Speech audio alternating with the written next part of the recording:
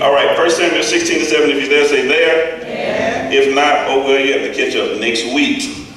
It says, but the Lord said to Samuel, do not look on his appearance or on the height of his stature, because I have rejected him. For the Lord sees not as man sees. Man looks on the outward appearance, but the Lord looks on the heart. Look at your neighbor on your way down and say, the heart matters. The heart matters. Can I get about 7 people in my amen corner? 7. Let me see who I got. I got 1, 2, 3, 4, 5. She raised my hand in the back. The ushers don't be with me. They bet they're all quiet and stuff. But I'm going to need my amen corner today, because just in case I don't get too many, okay? Yeah. The heart matters. Stay with me. I'm actually not going to be long. The heart is a vital organ to the sustenance of life. It is said to be the second most important organ to the body, only behind the brain. Yes. And without a functioning heart, we have no ability to keep the blood flowing, nor the supply of oxygen that we need to live. As we all probably know, without a functioning heart, what will happen? I guess we don't know. You're going to die. Okay. Guess you learned something already in the first 2 minutes. Everybody pretty much understands the importance of the heart and how it's important to our existence, but I'm not sure everybody understands how important the heart is to our relationship with Jesus Christ. Come on now. It's so important that God tells us in Proverbs 4:23, write it down, look at it later. It says, guard your heart above all else. Crazy. For it determines the course of your life.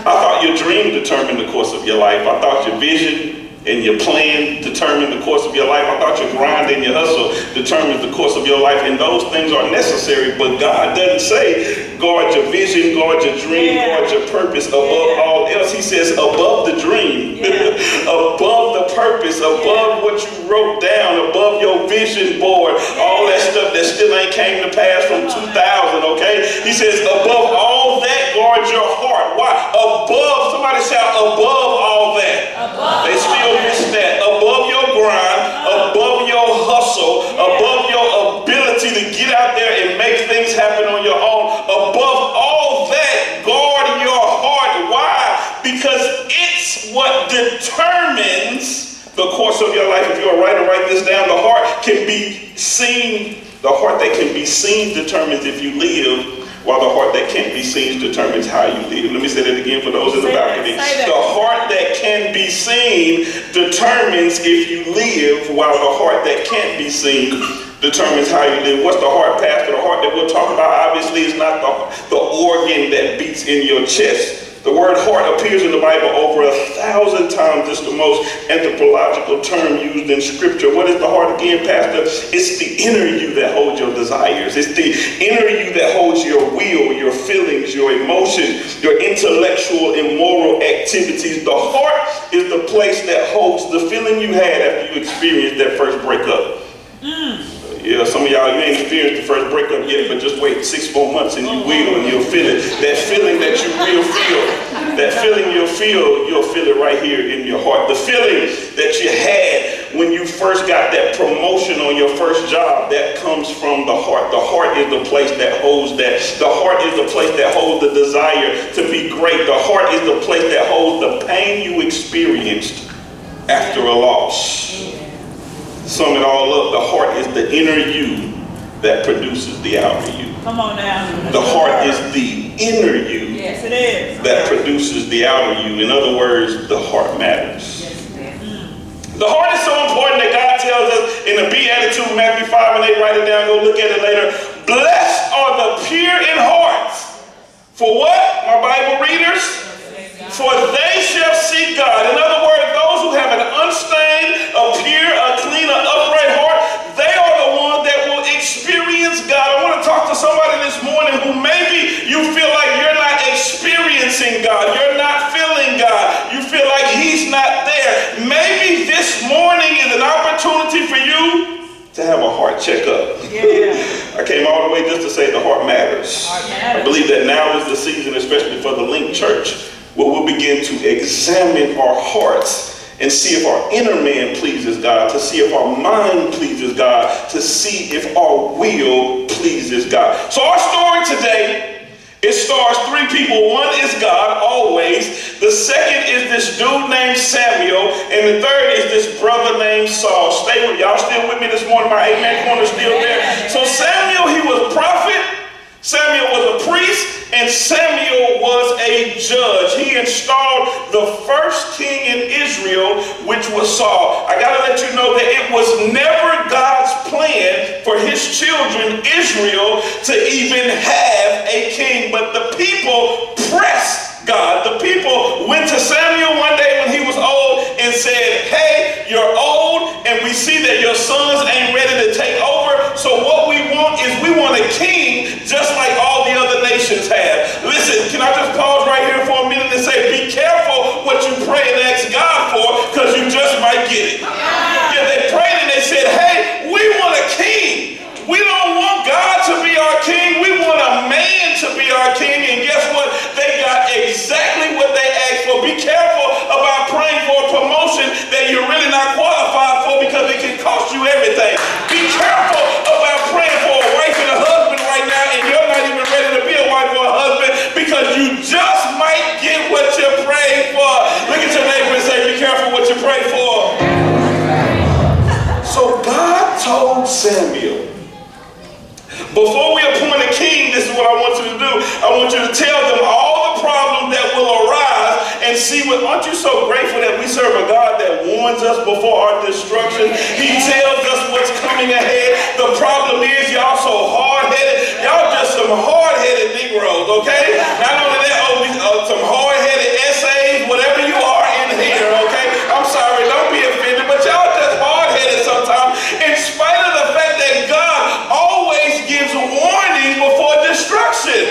Samuel goes to the people and says, hey, I know that you want a king, but God the Father said, make sure you know that if you get a king, they're going to take your son, they're going to take your daughter, they're going to put them to work, they're going to take your wife, they're going to take you as well, they're going to make you warrior, they're going to put you out in the field, they're going to tax you, they're going to take your cattle, they're going to take your sheep. I just want you to let you know that this is not going to turn out and work out for your good. And they said, we don't care, we just want to be like the other nations. And I think some of you, the only reason why you want what you want is because other people have it. You want the BMW because somebody else had it, and you don't even know how much the oil change costs. And then when you get the car and they tell you the oil change is $250 and you used to pay $19.99, now all of a sudden you're like, God, you done cursed me with this car.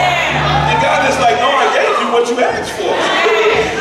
You in that one-bedroom dirty apartment. You got clothes everywhere. You can't even maintain a one-bedroom apartment, and you like, God, I need you to bless me with this 5-bedroom house. Do you know if you can't maintain a one-bedroom, do you know what a 5-bedroom gonna look like? You're gonna have everything living up in there that's not human. You better figure out if you're ready and prepared for what you want. You know what? That's why we need to pray, God, let your will be done in my life. Yes. I've got to a point now to where the majority of the time, okay, not all the time. Sometimes I'm still a little selfish. Why? Because I got a little human in me. I got a little human left in me. But majority of the time I say, God, this is my desire, but God, let your will be done. Yes. Because I realize that God's will is what's best for me. Yes. I know you thought the promotion is what's best for you, but God says, you know what? I got another job lined up for you. You don't even need the headache and the stress that's going to come with this promotion that you don't even know. God says, I don't need you to have that, because I got something better for you. That brother, yeah, he looked good, but his heart ain't right. And you got to know that the heart matters. That sister, she fine, pretty in the face and thick in the waist, but man, she tore up from the floor up, and I got something better for you. So just say, God, this is my desire, but I really want your will. So if your will is something better than what I'm asking for, then take this away, wash this away, cause a breakup, cause a change, cause a move, whatever you got to do. I want what you have for me. That's the best for me. Yes. And I know for a fact that that's God's will. Yeah. They knew what God's desire was, yet they only cared about their own desires. Am I saying anything yet? Yeah. Their priority had shifted. Israel was a finicky people, kind of like the Link Church. Like, for real? Don't worry, it's every church. People, we finicky. God takes us up, and then when we get there, we forget about him. That's why it's so funny. We get broke, we be right at church. We poor, we struggle. The minute we lose our job, we right all of a sudden, now you like Bible study, huh? Okay? You got single, and then you start liking Bible study for some reason, okay? You got sick, and then all of a sudden, you like coming to church every single Sunday. And then the moment God heals you, then guess what? I don't need to come every Sunday no more. Wow. Okay? Then the moment God blesses you with a little money and a new job, I don't need to tithe no more. I don't need to give no more because I got my blessing, okay? The moment you get your little boyfriend or girlfriend, now all of a sudden you don't need Bible study no more because he done gave you what you wanted, and then when you got there, your priorities shifted. And we see through the entire Old Testament that God would bless his people, and then when they were blessed, they would forget about the one who blessed them. And then God would always have to bring them back down to their senses to where they had nobody else to cry out to but God. And I believe that there's some people like that in the building right now, that you've been high and now you're wondering what in the world has happened in my life. In the beginning of 2019, I had everything I desired and everything I wanted, but now we're getting to the close of the year and I done lost it all. What happened? The possibility may be that you forgot about God. You forgot about the one that gave you everything you had. You forgot about that it was God that gave you the job. You forgot that it was God that gave you the relationship. You forgot that it was God that gave you the house and the car. You forgot that it was God that blessed your business on the side and put you where you are. And now God is saying, now I got to take that away. But God, I'm so grateful that you love me enough that you'll take some natural stuff away just so I can see where I need to be in the spiritual. So you may not like it right now, but it's all because God loves you. You can just see that. But God has always promised that if you follow me, I'll bless you. But the moment you don't, you can lose those blessings.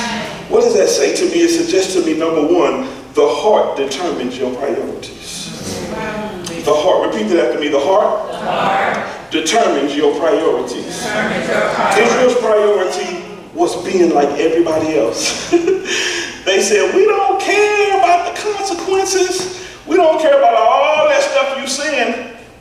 We just want to be like the other nations. Israel's priority was being like everybody else instead of being like who God desired them to be. And I think we're still like Israel today. I don't care who God wants me to be. I want to be like the people on TV. I want to be like the people that I see on Instagram. Some of the people that sold their soul. Listen, let me give you this right here that might blow you away. That's right. Let me tell you, how old are you, brother? How old are you? You're 16. Let me tell you something. The devil blesses people. Say it. Come on now. The devil can bless people. Why? How in the world can he do that? He's the prince of this earth. He's the prince of this earth. I don't believe that, Pastor. Okay. If you go to Matthew and you see where Jesus was tempted in the garden. Can I teach this morning? He was tempted in the garden. And Satan came to him and said, if you bow down and worship me, Bible reader scholars, what did he say? He said, I'll give you all of this. Hold on. But what did Jesus say in return? You should worship. Only God. Why didn't he say, devil, you a lie, you can't give me that? That seemed like the most appropriate thing to say. If he didn't have the power, he would have just said, man, please, you don't even have the power to do that. He didn't say that. All he said was, no, I'm only supposed to worship God the Father. And I believe that in context, that said that God can bless you. So look, brother, just because somebody got some nice shoes and a whole bunch of gold and a Lamborghini and a Ferrari, it don't mean that that's God's blessing, because they can serve Satan. Whoever you follow is who you serve. But see, the thing about God's blessings is the word says it comes with no sorrow.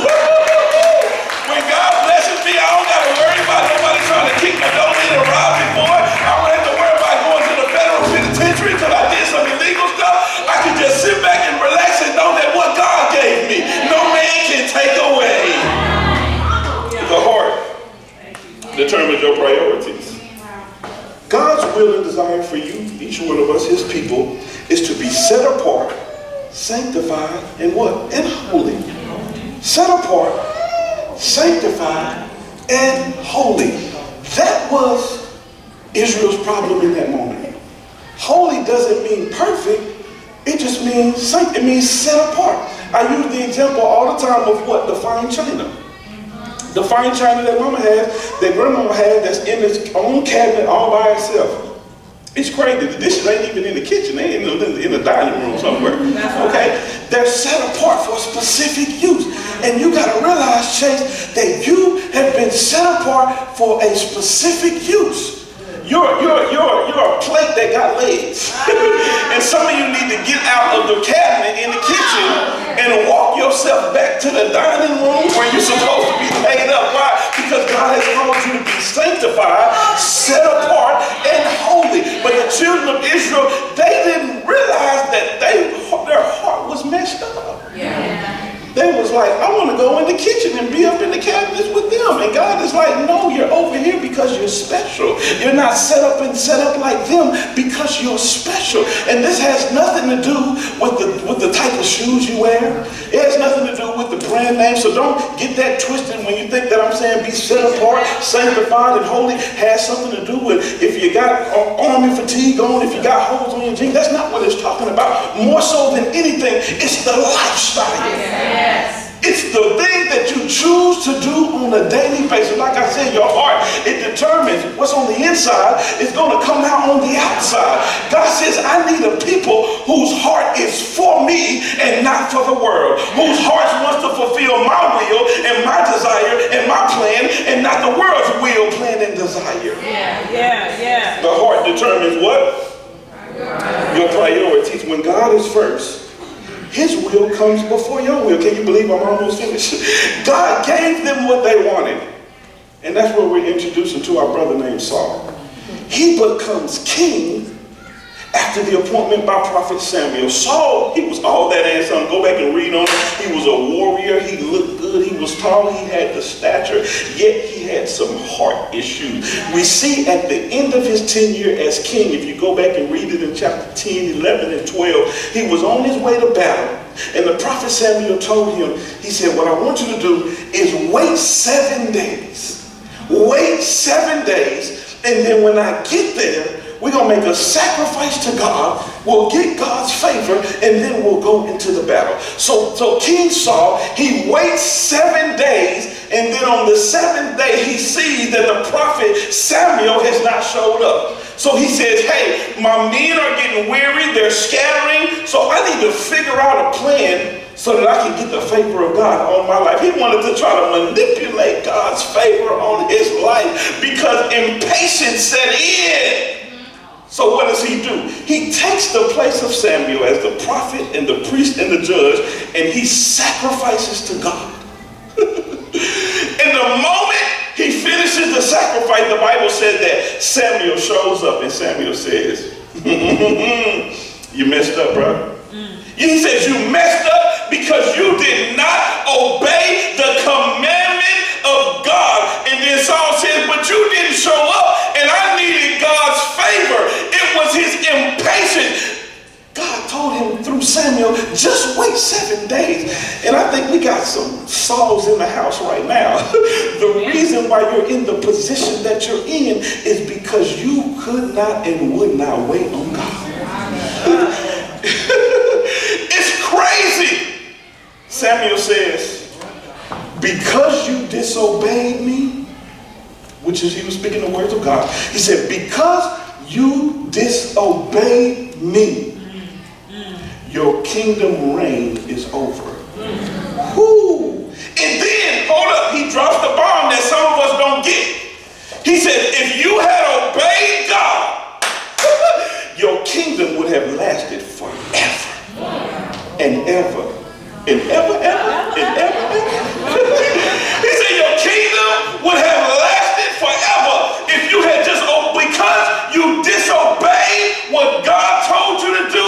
He said, your reign as king is over. This suggests to me point number 2 for those of you who are writing, that the heart determines your level of disobedience. Let me talk to to some folks who are walking in disobedience right now that may be the reason why everything is crumbling around you. And some of you, some of us, we're looking at God like, God, what is going on? You haven't showed up. You haven't given me what you told me you would give me. I prayed, I fasted, I gave. What in the world is going on? I've done everything you told me to do. And God is like, no, you haven't. You have not obeyed me completely. You're like, but I did most of it. God is like, no, when you're walking in obedience, you don't have my favor on your life. Samuel told the people of Israel that it's better to obey than it is to sacrifice. So in other words, God doesn't care if you serve on the praise team if you're not obeying his word.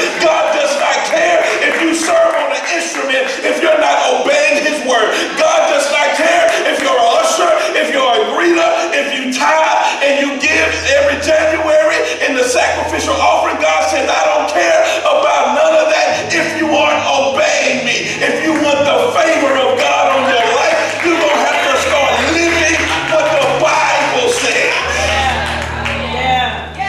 I'm glad I still got my 7 amen people. Saul was rejected because of his disobedience.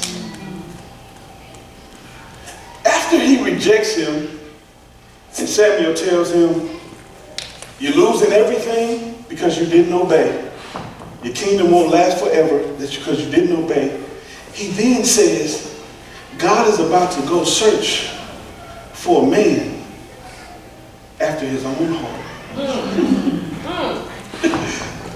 He connects the heart to what? To his obedience. He connects the heart to his obedience. So if you have an obedience problem, that's just the surface issue. Oh, Lord. The root is the heart. God does not have your heart. Man, if we could give our heart to God like we give men and women, we'd be all right. We pour out everything to men and women in these natural relationships. Our spouses, boyfriend and girlfriend, you got everything. You can have it all. And God is like, well, can I have it all too? God is like, well, can I have it all? They can't do nothing but fulfill 4 of your needs, and I can fulfill every one of your needs beyond anything that you could ever imagine. And You said 4. You said 4. Come on now. God is like, just give me all. Yeah. Give me you. Everything else can wait. Like, man, y'all was singing that in harmony, but he like, when you leave here, though. Obedience. Yes, Lord. The way you live. That's why we need to read the Bible. You know what? If we just start reading the Bible, we wouldn't even have to preach all this stuff. That's right. You're saying it. You're saying it. We could be preaching about the blessings of God is on your life. Look at your neighbor and say it's on the way. But God said, no, it ain't on the way because you ain't obeying me. He said it's not on the way. It's locked up in the chamber. But your obedience is the key. He said, just obey me. He said, just put my will above your will, and everything you desire, you'll have it. He said, it's there for the taking. You ain't got to put me on the back burner. He's like, give me what's mine. Give me what's due. Guess what? You owe God, they say 3 things that start with a T. Your time, your talent, and your treasure. Examine yourself right now and say, is God getting your time? Yeah, he getting my time. He get 3 hours a month. 3 hours a month. 10:30 to 12 on first Sunday and 10:30 to 12 on third Sunday. That's what he getting my 3 hours a month. That's it. And God's like, that's all I can get. He was like, well, what about your talents? He was like, can the kingdom get your talents? Oh, Lord. You using your gifts to make money and promote yourself? We selfish. Look at your neighbor and say, you just a selfish, nasty thing you. Just selfish. You using all your gifts, okay? You selling all your product that you sewing up. Well, how come we can sew some of these chairs up for the kingdom of the Lord? Sew some sheets up and let's put some sheets up in this thing so we ain't got to spend $1,000, $7,000 for a wall. Use that gift to sow in the church. Some of y'all got some real gifts. Like, well, I don't know how I can use my gifts. It's a way. Come ask me. I'll help you. I'll tell you. You can do it. We can set up. Dante a barber. We went to an apartment complex where he set up and did free barbershop. That's ministry. You said that ain't. Yes, that is ministry. Because they came for the haircut, but we told them about Jesus. So you can use your gift for the kingdom. Okay, you just gotta. You can't use your talents if you don't have your time. That's the thing. That's the thing. Okay. Well, I'm busy, so I really can't get there. That's okay. There are some careers that God will put you in that won't allow you to be here every time the doors open up. So please don't understand that. Okay. If you go to the NFL, guess what? You ain't coming to church on Sunday. Why? Because you gotta work on Sunday. Okay. But God is saying, when you get on the plane after the game, can you tell somebody about Jesus? Come on, man. If you got the Holy Ghost, he says, when you're in the locker room and something hurt, can you tell them that God is able to heal? Can you lay hands on them and say, God is able? That's what God is saying. Give me your talents. It may not always 100% be inside the four walls, but wherever God places you, you have the ability to use them. You just got to say, God, use me for your will. So the heart determines your level of what? What was number one? The heart what? Number two was what? So Saul is rejected. And then we begin chapter 16 where our focus verse is. And in that first verse, God said, Samuel, how long will you mourn after Saul? He said, how long? Chapter 16 verse 1, go back and read that whole chapter later, get the whole story. He says, how long will you mourn after Saul after I rejected him? And then he tells them, I got somebody already. I got somebody lined up, all ready to take his place, and you over here crying in the corner. God is telling some of y'all, get over it. Get over the last relationship, get over the job you lost, get over the apartment you had to leave and go get a new apartment, get over the car that was taken, get over all of that stuff. I already got a replacement. I already got enough. I got your husband and already waiting on you. I got your wife already waiting on you. I got your new house and your new apartment already waiting on you. I got the job already waiting on you. You just got to wait and obey. That's all you got to do. Obey until I tell you what to do next. But God said, I already have what you need lined up and waiting on you. It's just about my season. Yes. Somebody, that's your word right there. That's your prophetic word right there. That God says, it's already waiting on you. It's just timing. If we could just wait. Saul could not wait, and he lost his legacy. We should just end right there and just, God forgive us, don't take my legacy. That's right. That's right. God, don't let me lose my legacy because I won't obey you. God, don't let me lose my legacy because I won't wait on you. Come on now. He told Samuel, stop whining and crying about Saul because I already got somebody who's going to take his place. He said, this is what I want you to do. I want you to go down to this dude named Jesse's house. Jesse got a whole bunch of sons. And he says, the king that I have is there. Ooh. And then he tells them, when you get there, I'll tell you what to do. That's the type of God that we serve. And some of you are frustrated with God because he won't give you the next 5 steps. And that's not how God works. Because God knows that if you're walking with him and he gives you the next 5 steps, you're going to leave him. That's why God works like that. He's not going to give you the whole plan. So you're like, I'm not hearing God because he ain't speaking right now. That's why you can't hear him. He's like, just get to Jesse's house. And then when you get to Jesse's house, then I'll tell you what to do. Some of you ain't got to the proverbial Jesse's house yet. Just get there. God, remind me of the last thing you told me to do. That's what some of your prayers need to be. Probably most of us. Probably most of us.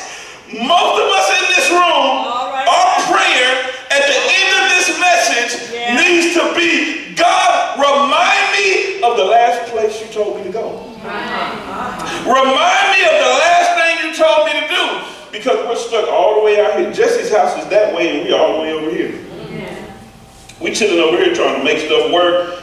Like, okay, God, I'm waiting on you. I'm trying to get the plan. I'm trying to get the vision. And God is like, I already told you to go to Jesse's house. Jesse's house is over there.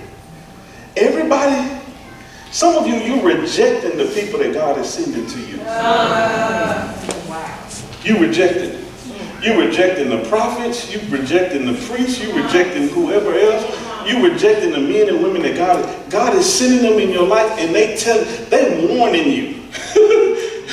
We warning you. Some of y'all, I like it when y'all come to my office and be like, Pastor, you know what? I should listen to you. Not really like it, but I'm just saying. Need to put y'all on the stand and say, y'all should. I'm trying to tell you, I told you to leave him alone, but you wouldn't. You know, listen. You gotta listen to the prophet. He listened to God. He found Jesse's house, and then here's the thing. He saw this dude named Elijah. He invited Jesse. He said, I want you and your sons to come make a sacrifice to me. I'm almost done. Stay with me. And the sons came and Jesse came, and he saw this dude, big dude. Yeah. Like you're going to be when you get 19. Big dude wearing size 19 shoes, looking like he could just slay giants. And what does Samuel say, Bible scholars? He says, surely this is him. He looked at Melvin and he said, surely this big boy is him. And God says, you look at the outward appearance, but God, I look at the heart. Number 3, we out of here like last year. This suggests that the heart determines if you're qualified to be used by God. The heart determines. God said nope. His specific wording was, he is rejected. I have no idea what was in his heart, but it obviously wasn't a heart of obedience. It obviously wasn't a heart of worship. It obviously wasn't a heart of prayer where God was the priority. He says he's rejected, and I know that he looks good. I know that he's tall. I know that he's handsome. I know he got some muscles and maybe a six-pack, but I don't look at that stuff. I look at the heart. You are qualified not because of the way that you look, but because of the posture of your heart. What type of heart do you have? That's the question you're going to leave here with today. God's qualification for usage, it doesn't start with your gift. It starts with your heart. Let me say that again for those in the balcony. Warren, God's qualification for usage, it does not start with your gift. It starts with your heart. God gave me a word for this church, that we focus more individually on perfecting our gift. That's right, Pastor. Than we do purifying our hearts. We got a gifted church, y'all. Yeah, that's right. We got musicians of all age. We got singers out of this world. We got technical people. We got teachers. We got amazing young preachers and stuff. We gifted. We talented. We got entrepreneurs that starting businesses doing the doggone thing. And God is like, you're perfecting your gift, but you're not purifying your heart. The Bible says that God tests the heart. Which means that it does not matter how blessed you feel right now. God has said, I got so much more for you if you just focused on purifying my heart, your heart. That's what he said. He said, the places you've reached so far, they ain't nothing for what I got for you. Dwayne, God said that the places, the things that you've accomplished so far, they not nothing. They ain't nothing. You ain't seen nothing yet. Just purify your heart. Just purify your heart. You ain't seen nothing yet. Look at your neighbor and say, you ain't seen nothing yet. Just purify your heart. Just purify your heart, because you can look the part and not be the part. You can learn how to speak. You can learn how to preach. You can learn how to be a better singer. You can learn how to read music. You can learn about technology. You can learn how to write this and write that and publish this and publish that and produce this video and produce that. We can learn how to look the part, but it does not mean we are the part. The question is, do you know that the heart matters?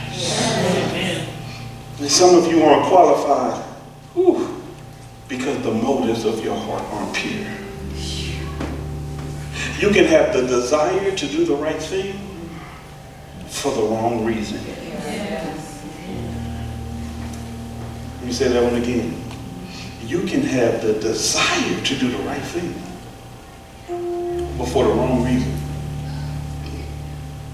Why do you want to excel? Is it so God can be glorified? Or is it so you can be glorified?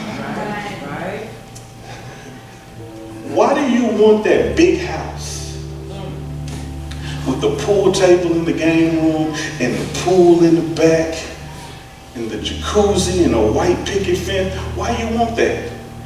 You want that so God can send hurting people to your house and they can have a place of safety, a place of security, and a place of peace? Or do you want that so you can prove people wrong who said you'll never be nothing? Come on. Do you want that so that you can prove your daddy wrong, your mama wrong, that said you are nothing? Do you want the car so that you can prove your ex wrong because they said without me you'll never accomplish nothing? Is that why you want the BMW and the Mercedes? Or do you want the 7 Series BMW so God can send you 6 people to drive to church to hear the gospel every Sunday? What is your motivation? You want to start the ministry so that people's lives can be changed, so that you can feed the hungry, so that people can be fed, so that people can be clothed, so that women can have a place to stay when they leave abusive relationships. Those are your desires. Those things are great, amazing, and we need those things. But what's your motive behind it? Is it really the people? Is it so, or is it so you can become famous? Is it so people can come up to you and give you accolades and make you feel like somebody because you struggle with low self-esteem? What's the motive behind it? Yeah. Because if your motive ain't right, then guess what? Your heart ain't right. Because it's the heart that determines. And that's why you got to use discernment. Not just for on other people, but you got to use it on yourself. There's the spiritual gift of discernment that God gives certain people. But I believe that everybody with the Holy Ghost has some level of discernment. That we'll know good from evil. The issue, I think, is with the church is that we use that gift more on other people than we use it on ourselves. We assume that we're right. But the Bible says that every man is right in his own eyes. So who does that mean? It means you, me, you. He says every man is right in his own eyes. But God searches, tries, and looks at the heart. So you can think you're right, but your motives are wrong. Look up to heaven and say, God, show me my heart. Reveal my motives. Give me discernment for me. Because the heart, that's what determines if you're qualified. I don't believe that God is saying, stop perfecting your gift. That's not what God is saying. He's not saying, stop working on your craft. He's not saying, stop reading books, stop learning, stop going to conferences. He just says, while you're doing all that, don't forget the heart. Why? Because the heart matters. He says, man will give you positions based on your gift, but I'll give you positions based on your heart. Man will promote you because of your gift, but God says, I will promote you because of your heart. And where God can take you, no man can take you. There's some doors that man cannot open for you that only God can. There's some platform that you cannot walk on by yourself that nobody can even help you get on, but God can put you on platforms when nobody else even wants to see you on it. You can open up doors that no man even wants you to walk in. In spite of your color, in spite of your gender, in spite of your look, in spite of your degrees, in spite of your intellect, in spite of all of that, God can place you where he wants you. When you have a heart, Lord, that's like him. I'm done, but I got to say this disclaimer. That I don't know what's in your heart right now. But what I do know is that we serve a God who specializes in heart transplants. I know a God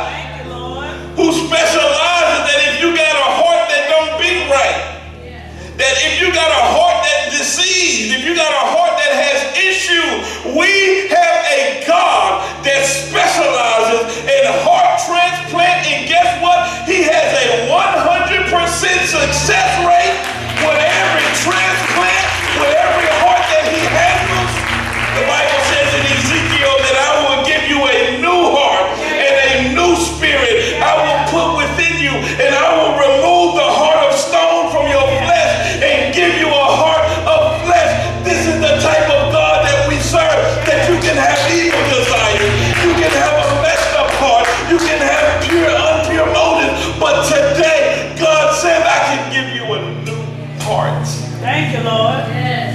Yeah. The question that God has today is, do you want it? Do you want a heart that's after God? Yes. Somebody's asking the question. Man, I wish we would have went a little further. Who was he? A man that had a heart after God. It was this dude named David. He didn't look the part. Didn't have the experience that everybody thought he should have had in the military. Yeah. But he had a heart. The heart of a worshiper. The heart of a servant. A heart for God. He was elevated in Saul's place, and his legacy lived forever. And still today, Jesus came to take over the throne that David sat on. And it all started with what? With his heart. Stand to your feet. Look at your neighbor and say, the heart matters. Heads back.